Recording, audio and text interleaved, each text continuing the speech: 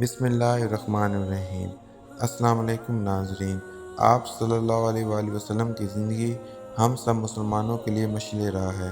ان کی زندگی پر عمل کر کے ہی ہم اللہ کی خوشنودی دنیا اور آخرت میں کامیابی حاصل کر سکتے ہیں۔ آج میں آپ سے سیرت النبی صلی اللہ علیہ وآلہ وسلم میں سے زمزم کا واقعہ بیان کروں گا۔ حضرت ابراہیم علیہ السلام کے بیٹے حضرت اسماعیل علیہ السلام کے 12 بیٹے تھے۔ ان کی نسل اس قدر ہوئی کہ مکہ مکرمہ میں نہ سما سکی اور پورے حجاز میں پھیل گئی۔ ان کے ایک بیٹے کیدار کی اولاد میں عدنان ہوئے۔ عدنان کے بیٹے معد اور پوتے کا نام نزار تھا۔ نزار کے 4 بیٹے تھے، ان میں سے ایک کا نام مضر تھا۔ مضر کی نسل سے قریش بن مالک پیدا ہوئے، یہ فہر بن مالک بھی کہلائے۔ قریش کی اولاد بہت ہوئی، ان کی اولاد مختلف قبیلوں میں بٹ گئی۔ ان کی اولاد سے کسی نے اقتدار حاصل کیا۔ کسی کے آگے 3 بیٹے ہوئے، ان میں سے ایک عبد المناف تھے، جن کی اگلی نسل میں ہاشم پیدا ہوئے۔ ہاشم نے مدینہ کے ایک سردار کی لڑکی سے شادی کی۔ ان کے یہاں ایک لڑکا پیدا ہوا، اس کا نام شیبہ رکھا گیا۔ یہ پیدا ہی ہوا تھا کہ ہاشم کا انتقال ہو گیا۔ ان کے بھائی مطلب مکہ کے حاکم ہوئے۔ ہاشم کا بیٹا مدینہ منورہ میں پرورش پاتا رہا۔ جب مطلب کو معلوم ہو گیا کہ وہ جوان ہو گیا ہے تو بھتیجے کو لینے کے لیے خود مدینہ گئے۔ اسے لے کر مکہ مکرمہ پہنچے تو لوگوں نے خیال کیا یہ نوجوان ان کا غلام ہے۔ مطلب نے لوگوں کو بتایا یہ ہاشم کا بیٹا اور میرا بھتیجا ہے۔ اس کے باوجود لوگوں نے اسے مطلب کا غلام ہی کہنا شروع کر دیا۔ اس طرح شیبہ کو عبد المطلب کہا جانے لگا۔ انہی عبد المطلب کے یہاں ابو طالب، حمزہ، عباس، عبداللہ، ابو لہب، حارث، زبیر، زرار اور عبد الرحمن پیدا ہوئے۔ ان کے بیٹے عبداللہ سے ہمارے نبی حضرت محمد صلی اللہ علیہ وآلہ وسلم پیدا ہوئے۔ عبد المطلب کے تمام بیٹوں میں حضرت عبداللہ سب سے زیادہ خوبصورت اور سب سے زیادہ پاک دامن تھے۔ عبد المطلب کو خواب میں زمزم کا کنواں کھودنے کا حکم دیا گیا، یعنی حضرت اسماعیل علیہ السلام کے کنویں کو۔ اس کنویں کو قبیلہ جرہم کے سردار مزاز نے پاٹ دیا تھا۔ قبیلہ جرہم کے لوگ اس زمانے میں مکہ کے سردار تھے، بیت اللہ کے نگران تھے۔ انہوں نے بیت اللہ کی بے حرمتی شروع کر دی۔ ان کا سردار مزاز بن عمرو تھا۔ وہ اچھا آدمی تھا۔ اس نے اپنے قبیلے کو سمجھایا کہ بیت اللہ کی بے حرمتی نہ کرو، مگر ان پر اثر نہ ہوا۔ جب مزاز نے دیکھا کہ ان پر کوئی اثر نہ ہوتا تو قوم کو اس کے حال پر چھوڑ کر وہاں سے جانے کا فیصلہ کیا۔ اس نے تمام مال و دولت، تلواریں اور زرہیں وغیرہ خانہ کعبہ سے نکال کر زمزم کے کنویں میں ڈال دیں اور مٹی سے اس کو پاٹ دیا۔ کنواں اس سے پہلے ہی خشک ہو چکا تھا۔ اب اس کا نام و نشان مٹ گیا۔ مدتوں یہ کنواں بند پڑا رہا۔ اس کے بعد بنو خزاعہ نے بنو جرہم کو وہاں سے مار بھگایا۔ بنو خزاعہ اور کسی کی سرداری کا زمانہ اسی حالت میں گزرا، کنواں بند رہا، یہاں تک کہ کسی کے بعد عبد المطلب کا زمانہ آ گیا۔ انہوں نے خواب دیکھا۔ خواب میں انہیں زمزم کے کنویں کی جگہ دکھائی گئی اور اس کے کھودنے کا حکم دیا گیا۔ حضرت علی رضی اللہ عنہ سے روایت ہے کہ عبد المطلب نے بتایا، میں حجر اسود کے مقام پر سو رہا تھا کہ میرے پاس ایک آنے والا آیا۔ اس نے مجھ سے کہا طیبہ کو کھودو۔ میں نے اس سے پوچھا طیبہ کیا ہے، مگر وہ کچھ بتائے بغیر چلا گیا۔ دوسری طرف رات پھر خواب میں وہی شخص آیا، کہنے لگا برا کو کھودو۔ میں نے پوچھا برا کیا ہے، وہ کچھ بتائے بغیر چلا گیا۔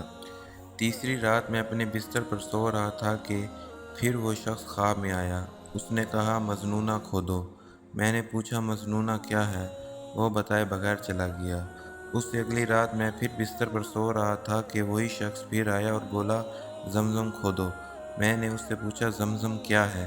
اس بار اس نے کہا زمزم وہ ہے جس کا پانی کبھی ختم نہیں ہوتا، جو حاجیوں کے بڑے بڑے مجموعوں کو سیراب کرتا ہے۔ عبد المطلب کہتے ہیں میں نے اس سے پوچھا یہ کنواں کس جگہ ہے۔ اس نے بتایا جہاں گندگی اور خون پڑا ہے اور کوا ٹھونگے مار رہا ہے۔ دوسرے دن عبد المطلب اپنے بیٹے حارث کے ساتھ وہاں گئے۔ اس وقت ان کا یہاں یہی ایک لڑکا تھا۔ انہوں نے دیکھا وہاں گندگی اور خون پڑا تھا اور ایک کوا ٹھونگے مار رہا تھا۔ اس جگہ کے دونوں طرف بت موجود تھے اور یہ گندگی اور خون دراصل ان بتوں پر قربان کیے جانے والے جانوروں کا تھا۔ پوری نشانی مل گئی تو عبد المطلب کدال لے آئے اور کھدائی کے لیے تیار ہو گئے، لیکن اس وقت قریش وہاں پہنچے۔ انہوں نے کہا، اللہ کی قسم، ہم تمہیں یہاں کھدائی نہیں کرنے دیں گے۔ تم ہمارے ان دونوں بتوں کے درمیان کنواں کھودنا چاہتے ہو جہاں ہم ان کے لیے قربانیاں کرتے ہیں۔ عبد المطلب نے ان کی بات سن کر اپنے بیٹے حارث سے کہا، تم ان لوگوں کو میرے قریب نہ آنے دو، میں کھدائی کا کام کرتا رہوں گا، اس لیے کہ مجھے جس کا حکم دیا گیا ہے میں اس کو ضرور پورا کروں گا۔ قریش نے جب دیکھا کہ وہ باز آنے والے نہیں تو رک گئے۔ آخر انہوں نے کھدائی شروع کر دی۔ جلد ہی کنویں کے آثار نظر آنے لگے۔ یہ دیکھ کر انہوں نے اللہ اکبر کا نعرہ لگایا اور پکار اٹھے، یہ دیکھو، یہ اسماعیل علیہ السلام کی تعمیر ہے۔ جب قریش نے یہ دیکھا کہ انہوں نے کنواں تلاش کر لیا تو ان کے پاس آ گئے اور کہنے لگے، عبد المطلب، اللہ کی قسم، یہ ہمارے باپ اسماعیل علیہ السلام کا کنواں ہے اور اس پر ہمارا بھی حق ہے، اس لیے ہم اس میں تمہارے شریک ہوں گے۔ یہ سن کر عبد المطلب نے کہا، میں تمہیں اس میں شریک نہیں کر سکتا، یہ مجھ اکیلے کا کام ہے۔ اس پر قریش نے کہا، تب پھر اس معاملے میں ہم تم سے جھگڑا کریں گے۔ عبد المطلب بولے، کسی سے فیصلہ کروا لو۔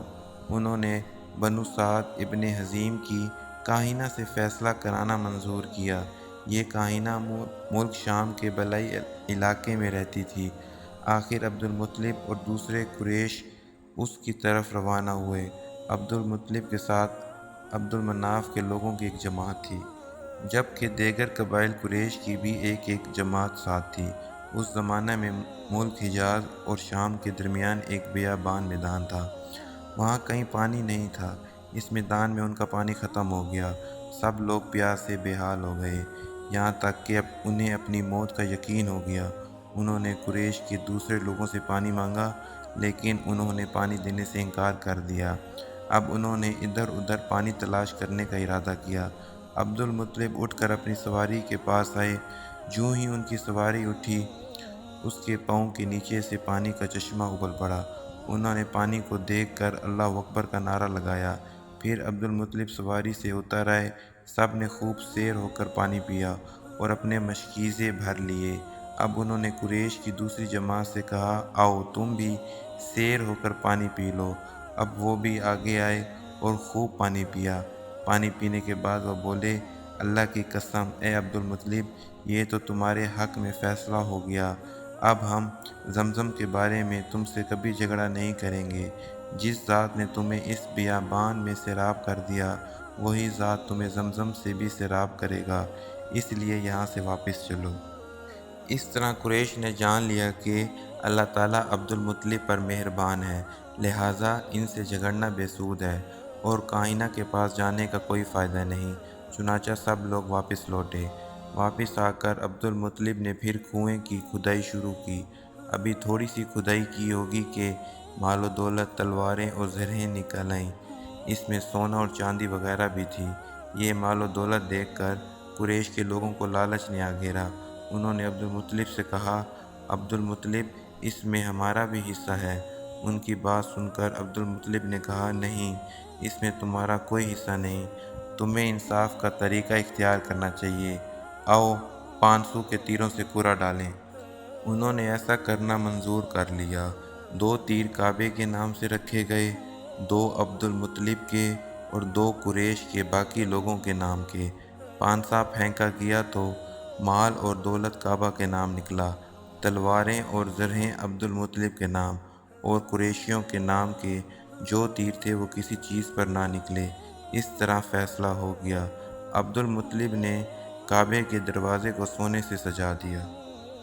زمزم کی کھدائی سے پہلے عبد المطلب نے دعا مانگی تھی کہ اے اللہ، اس کی کھدائی کو مجھ پر آسان کر دے، میں اپنا ایک بیٹا تیرے راستے میں ذبح کروں گا۔ اب جب کہ کنواں نکل آیا تو انہیں خواب میں حکم دیا گیا، اپنی منت پوری کرو، یعنی ایک بیٹے کو ذبح کرو۔ معزز ناظرین، سیرت النبی کا نیکسٹ پارٹ جاننے کے لیے چینل کو سبسکرائب کریں تاکہ ہر آنے والی نئی ویڈیو بر وقت آپ تک پہنچ سکے۔ شکریہ۔